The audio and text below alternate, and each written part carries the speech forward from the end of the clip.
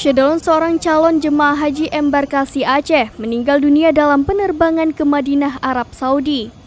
Calon jemaah haji tersebut meninggal 15 menit sebelum pesawat mendarat. Jemaah tersebut diketahui bernama Muslim Abdul Wahab Salam, berusia 51 tahun, berasal dari PD Jaya.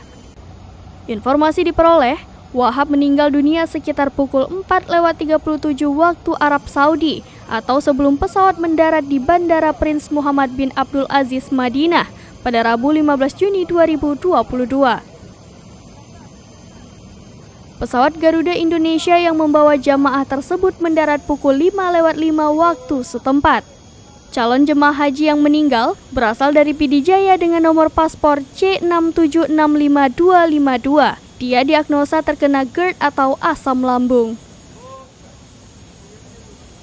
Telah berpulang ke rahmatullah salah satu jamaah haji kita yang berangkat tadi malam dari embarkasi Banda Aceh atas nama Muslim Abdul Wahab Salam, usia 51 tahun dengan nomor paspor C6765252, asal Kabupaten PD Jaya. Meninggal dalam pesawat 15 menit sebelum landing di Bandara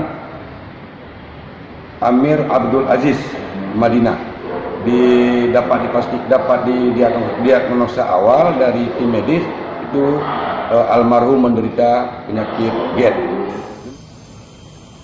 Dari Banda Aceh, Henry, Serambi On TV.